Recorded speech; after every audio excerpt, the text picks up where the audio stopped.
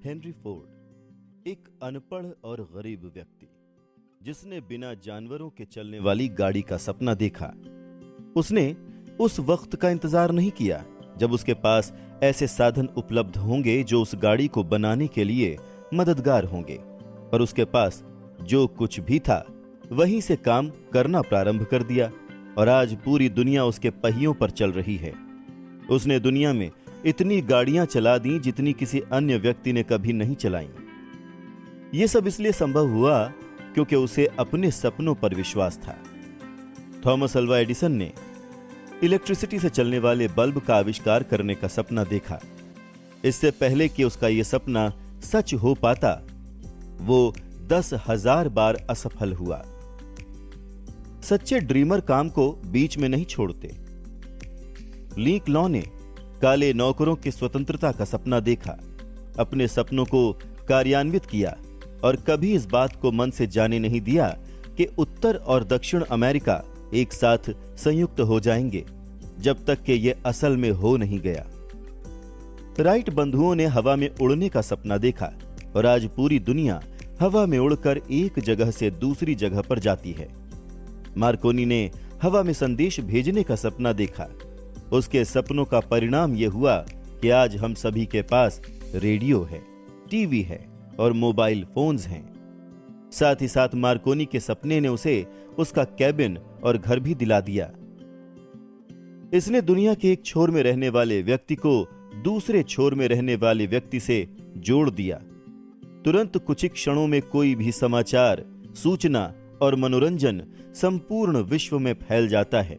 आपको यह जानकर हैरानी होगी कि मार्कोनी के दोस्तों ने उन्हें हिरासत में ले लिया था और एक साइकियाट्रिस्ट के पास इलाज के लिए ले गए थे। जब उसने उनसे यह बताया कि उसने एक ऐसे सिद्धांत की खोज की है जिससे हवा में संदेशों को एक स्थान से दूसरे स्थान पर बिना किसी तार के भेजा जा सकता है, आज सच्चे ड्रीमर के लिए बेहतर अवसर प्राप्त हैं। आज दुनिया को नए विचारों की जरूरत है।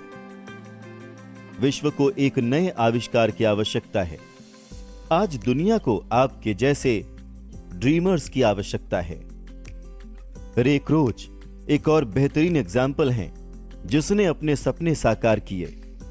क्रोच मिल्क शेक का मिश्रण बेचा करते थे। उनके मुख्य ग्राहक रेस्टोरेंट और मिठाई वाले हुआ करते थे। हर कोई अधिकतम उस मिल्क शेक मिश्रण की 1 या 2 यूनिट खरीदता था। एक दिन उन्हें सैन बर्नार्डिनो, कैलिफोर्निया के एक छोटे से रेस्टोरेंट से 8 यूनिट मिश्रण का ऑर्डर मिला। उसने वहां पर जाने का निर्णय लिया ताकि यह पता चल सके कि इस 8 यूनिट मिश्रण का वो उपयोग कैसे करते हैं। उन्होंने अब तक जितने भी रेस्टोरेंट्स देखे थे उनमें यह सबसे व्यस्त था। उसके मालिक मैकडॉनल्ड बंधु बहुत ही सीमित मेन्यू हैमबर्गर, चीज बर्गर, फ्रेंच फ्राइज, शेक और कोल्ड ड्रिंक्स उस क्षेत्र में बहुत ही कम कीमत पर बेचते थे। क्रोच को यह अवसर दिखा और उन्होंने सोचा कि अगर इस रेस्टोरेंट की ब्रांचेस को खोल दिया जाए तो बहुत ही अच्छा प्रोडक्शन होगा और बहुत ज्यादा कमाई की जा सकती है। शायद पैसों का अंबार लग जाए। उन्होंने मैकडॉनल्ड बंधुओं के सामने इस विचार का प्रस्ताव रखा और उन्होंने हामी भर दी। कुछ ही वर्षों में मैकडॉनल्ड देश का सबसे बड़ा फूड रेस्टोरेंट ही नहीं बना, बल्कि इसने फास्ट फूड इंडस्ट्री की भी शुरुआत कर दी। फिर क्रोच ने इस श्रृंखला को आगे बढ़ाकर संपूर्ण विश्व में फैला दिया और दुनिया के सबसे अमीर व्यक्तियों में शामिल हो गया। संपूर्ण दुनिया में अवसरों की अब कमी नहीं है। किसी भी तरह के सपने का पहला कदम मजबूत इच्छा शक्ति होती है। सपने नेग्लिजेंस, आलस और एम्बिशन की कमी में जन्म नहीं लेते। न ही अब विश्व सपने देखने वालों का मजाक उड़ाता है और न ही ये कहता है कि ये इम्प्रैक्टिकल है। जिन लोगों को भी आज मनचाही सफलता मिली है वो लोग बुरी शुरुआत और कई धड़कने रोक देने वाले संघर्षों से जरूर गुजरे होते हैं।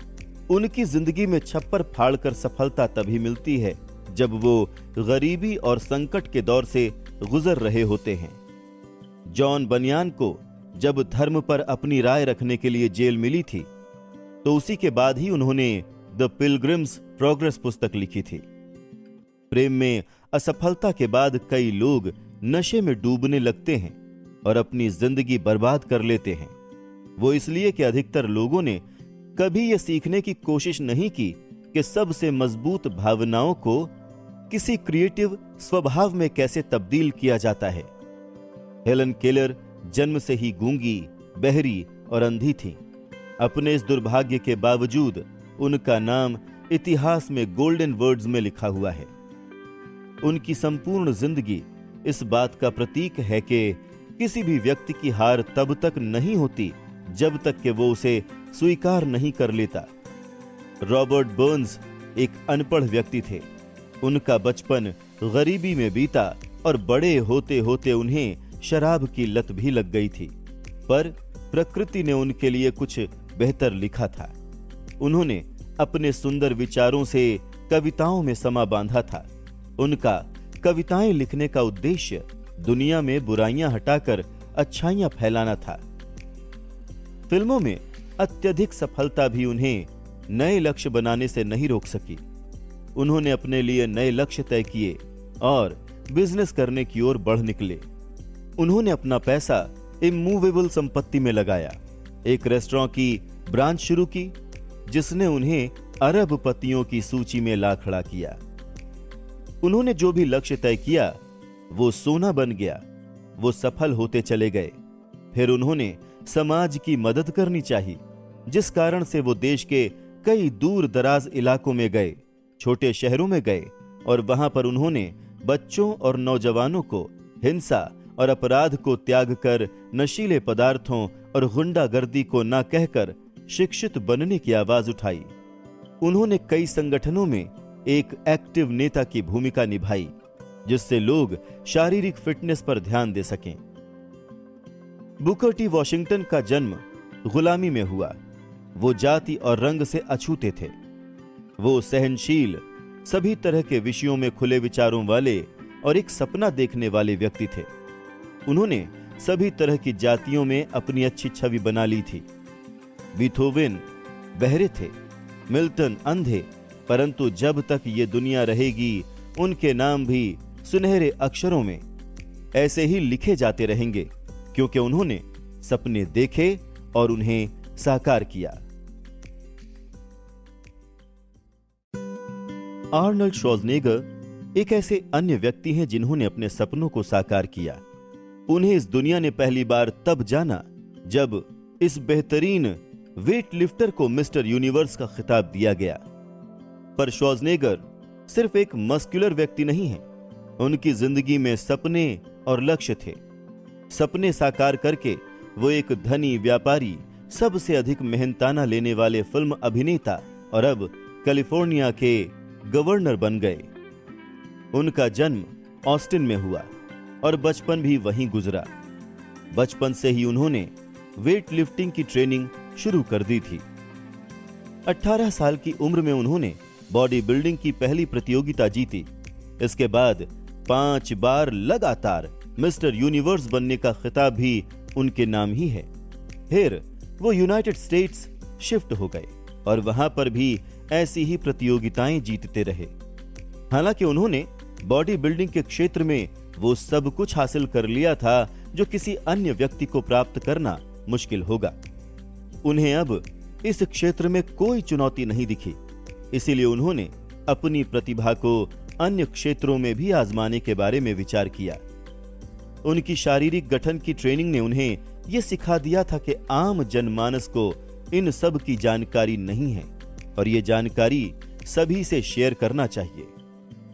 उन्होंने एक आत्मकथा Arnold the education of body builder लिखी, जो बेस्ट सेलर साबित हुई।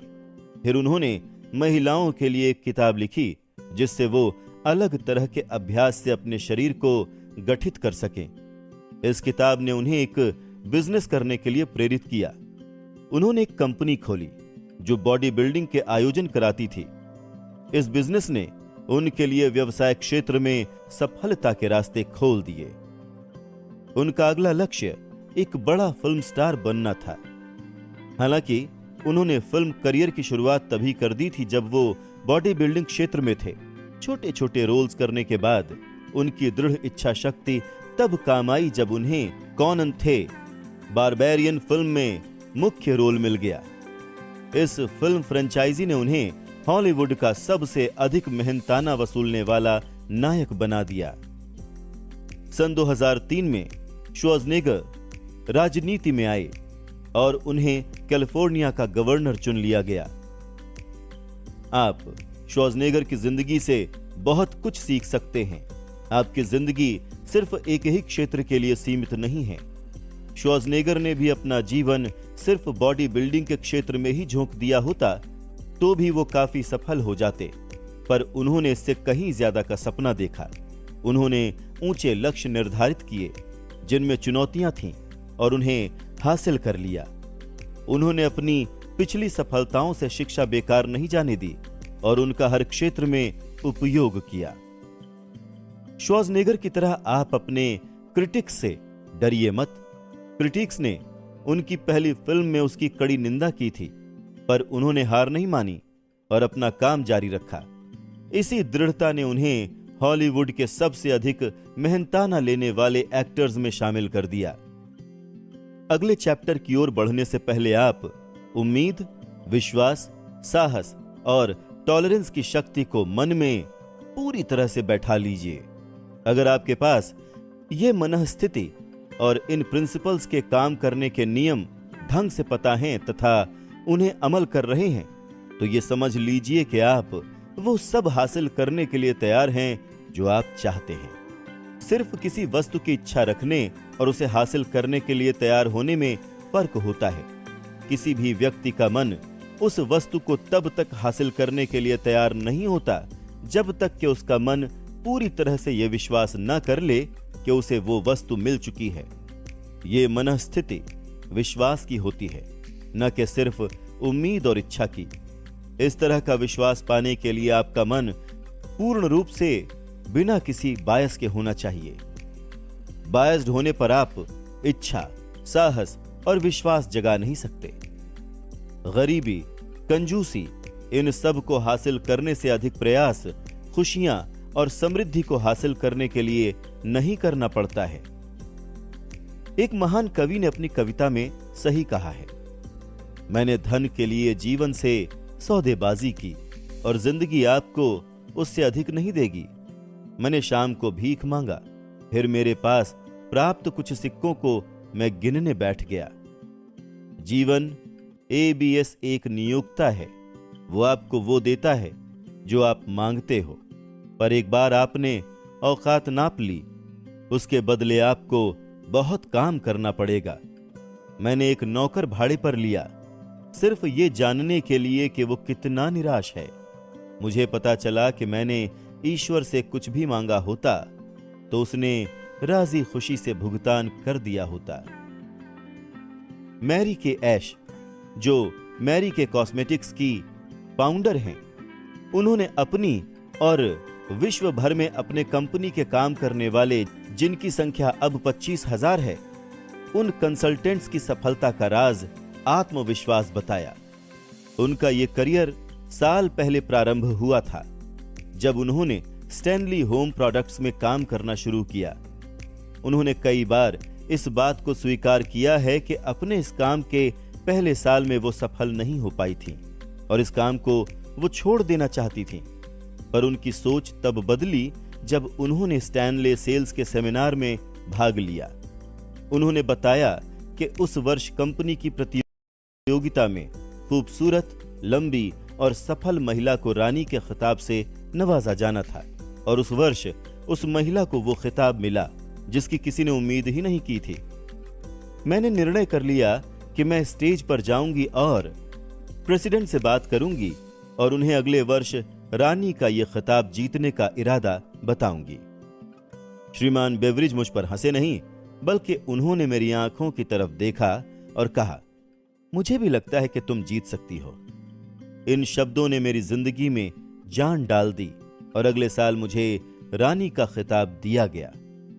मैरी ने इस बात को बताया कि सफलता हासिल करने का पहला कदम यह है कि आप खुद पर विश्वास रखें कि आप योग्य हैं और आप उस सफलता के असली हकदार हैं।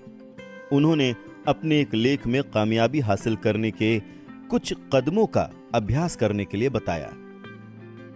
वो 4 कदम इस प्रकार हैं। खुद को सफल व्यक्ति के रूप में महसूस कीजिए।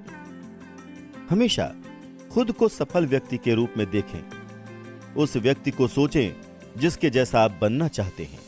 हर दिन कुछ वक्त अकेले बिताएं। आराम से लूज होकर बैठ जाएं, शांत होकर बैठ जाएं। अपनी आंखें बंद कर लें और अपनी चाहत और लक्ष्य पर ध्यान दें। अपने आप को एक नए एनवायरनमेंट में देखिए जिसकी आप कल्पना करते हैं। खुद को योग्य समझिए और आत्मविश्वास से ओवरफ्लो हो जाइए। दूसरा, पिछली सफलताओं को याद कीजिए। हर कामयाबी, चाहे वो छोटी हो या बड़ी, वो ये सिद्ध करती है कि आप योग्य हैं और सफल हो सकते हैं।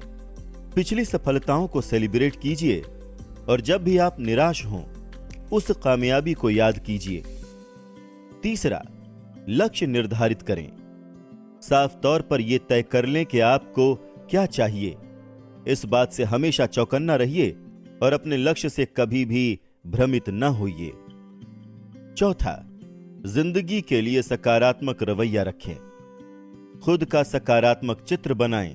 अपनी जिंदगी, काम और निर्णय सभी में विश्वास रखें और सकारात्मक रहें। इच्छा शक्ति से प्राकृतिक नियमों पर भी विजय हासिल की जा सकती है। अब मैं आपको एक ऐसे पुरुष की असामान्य कहानी सुनाने जा रहा हूं जिससे चमत्कारिक पुरुष मैंने आज तक देखा ही नहीं, जिसे मैंने जन्म लेने के कुछ मिनट बाद देखा था। उसके कान नहीं थे।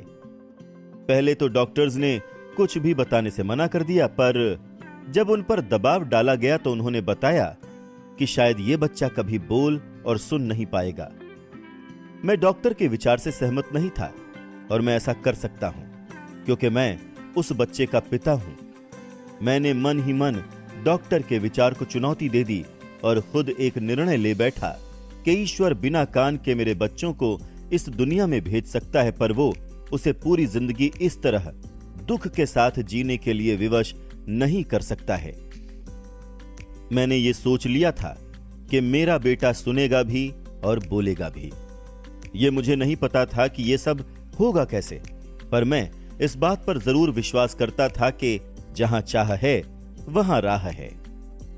मुझे महान एमर्सन की बात ध्यान आई। दुनिया की हर वस्तु सिर्फ एक ही बात सिखाती है, वो है विश्वास। हमें सिर्फ विश्वास करके प्रकृति के नियमों का पालन करना है।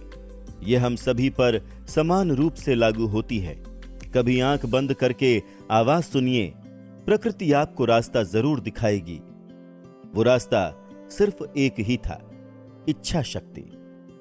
मैंने अपने अंदर यह इच्छा शक्ति जगा ली थी कि मेरा बेटा सारी जिंदगी गूंगा और बहरा तो रह नहीं सकता।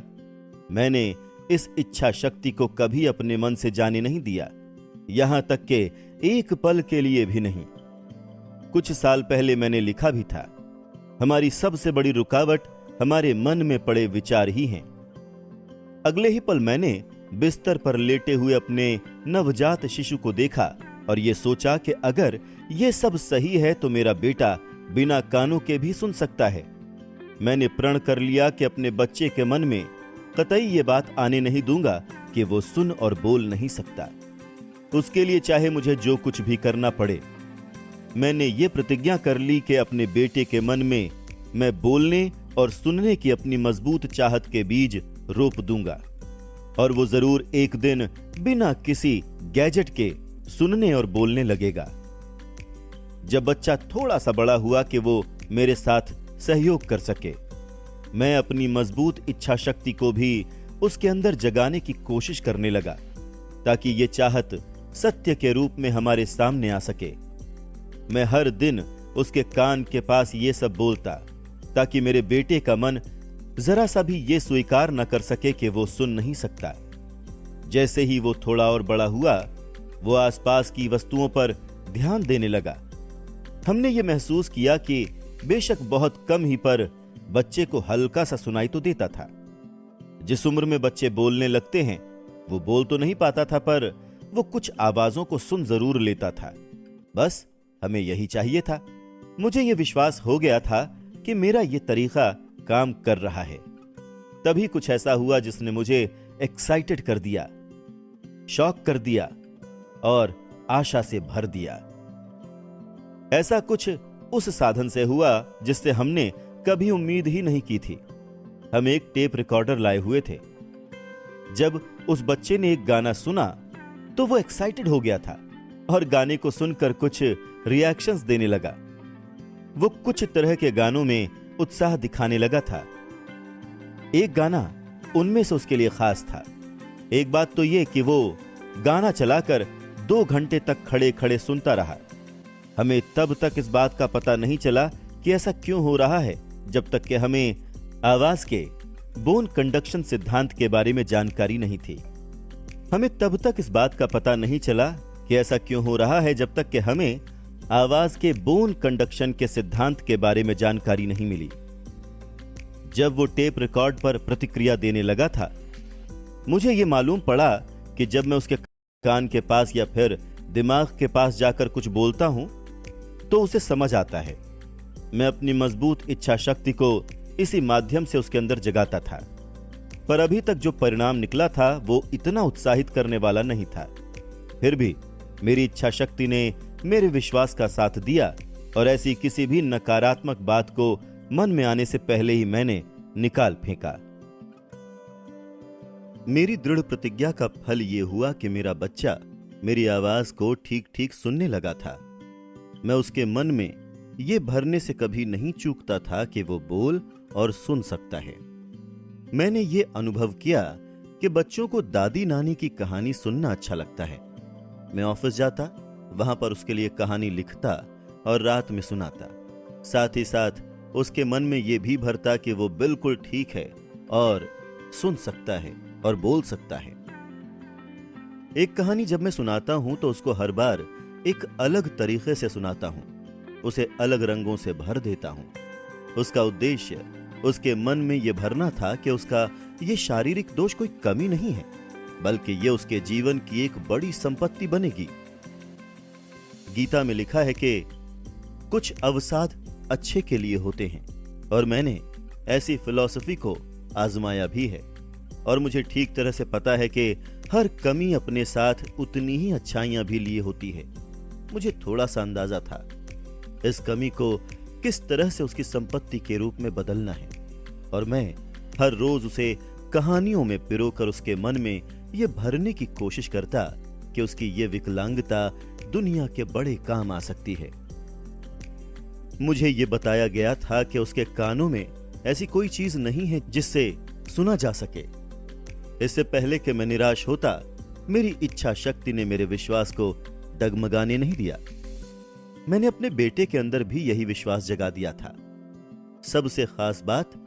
उसकी सबसे खास बात अब यह थी कि वो मुझसे प्रश्न नहीं करता था और हर बात को मान लेता था। मैंने हर तरह से उसके मन में यह बात भर दी थी कि उसे अपने भाई से अधिक अच्छे परिणाम मिलेंगे। एग्जाम्पल के तौर पर यह बच्चा सभी प्रोफेसर्स के लिए विशेष था, इसलिए उस पर अधिक ध्यान देना लाजमी था।